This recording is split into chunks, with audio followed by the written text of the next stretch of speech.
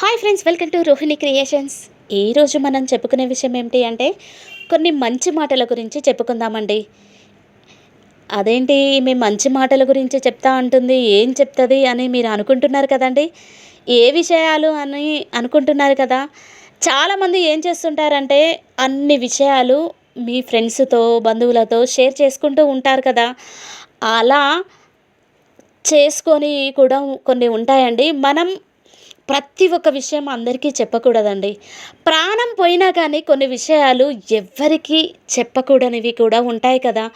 అవి ఏంటివి అనేది మనం ఇప్పుడు తెలుసుకుందాము. అవి తెలుసుకోవాలి అంటే ముందుగా మీరు చేయవలసింది ఈ వీడియోని స్కిప్ చేయకుండా చివరి వరకు చూస్తే మీకు పూర్తిగా అర్థమవుతుంది. ఇక వీడియోలోకి వెళ్తే అందులో మొదటిది సంపాదన అండి.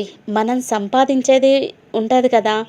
మన సంపాదన గురించి ఎట్టి పరిస్థితుల్లోనూ మన స్నేహితులతో కానీ బంధువులతో కానీ ఎవరితోనూ మనం చర్చించకూడదండి. ఎందుకంటే మనం చర్చించి వాళ్ళ గురించి మన గురించి వాళ్ళకు చెప్పామనుకోండి, కొందరు వీడికి ఏంది బాగానే సంపాదిస్తున్నాడు అని ఓరలేకపోవచ్చు. ఇంకొందరు వీడు వీడి సంపాదన ఇంతేనా, వీడి సంపాదన ఇన్ని రోజులు సంపాదించింది ఇంతేనా అని ఎగతాళి కూడా చేస్తూ ఉంటారు. అందుకనే ఎవ్వరికీ చెప్పకూడదు. ఇక గొడవలండి. మన కుటుంబంలో జరిగే గొడవలు సమస్యల గురించి ఎవ్వరితోనూ చర్చించకూడదు. అలాగే ముఖ్యంగా భార్యాభర్తల గొడవలు, సవాలక్ష గొడవలు ఉంటాయి కదా, వాటి గురించి అయితే అస్సలకే చర్చించకూడదండి. కుటుంబంలో జరిగే ఏ గొడవలైనా సరే ఇతరులతో చర్చించి వాళ్ళ దృష్టిలో చులకన కావద్దు. ఇక మూడవది వయసు అండి. వయస్సును గురించి ఎవ్వరికీ చెప్పరాదు. ఏంటి ఈమె వయసు గురించి చెప్పొద్దు అని అనుకుంటున్నారండి, అంటుంది ఏంటి అని. అదేనండి, వయసు గురించి ఎవ్వరికీ చెప్పకూడదు. కొన్ని సందర్భాలలో ఏదైనా వృత్తికి సంబంధించిన వాటిలో లేదా ఆధార్, రేషన్ కార్డు ఇలాంటి వాటిలో చెప్పొచ్చు. చెప్పకూడదు అన్నారు కదా అని చెప్పి ఇలాంటి విషయాలలో చెప్పకుండా ఉండకండి.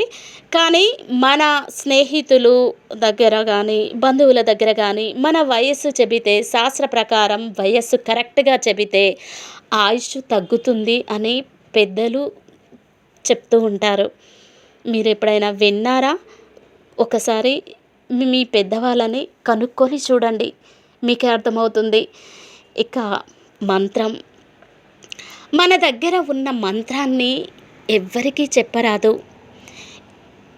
అందుకే పంతులు గారు కొన్ని పూజలు చేస్తూ ఉంటారు కదండి.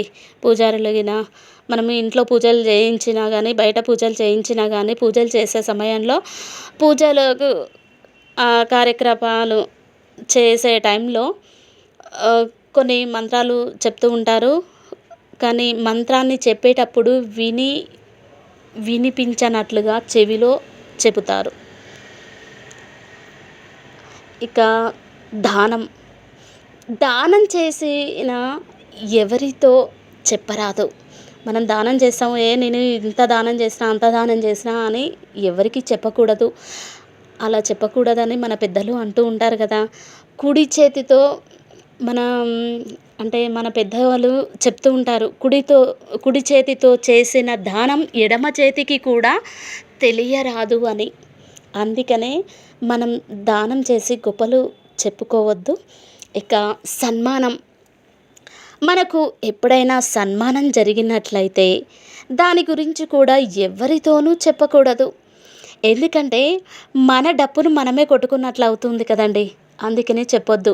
అదే వేరే వాళ్ళు చెబితే పర్వాలేదు, కానీ మనది మనమే చెప్పుకోరాదు. ఇంకా నెక్స్ట్ ఏంటంటే అవమానం. మనకు ఎప్పుడైనా అవమానం జరిగినప్పుడు లేదా అవమానం జరిగితే దాని గురించి ఎవరితోనూ చెప్పరాదండి. సందర్భం వచ్చినప్పుడు వాళ్ళు మనల్ని ఎగతాళి చేసే అవకాశం ఉంటుంది అలా చెప్పుకోవడం వల్ల.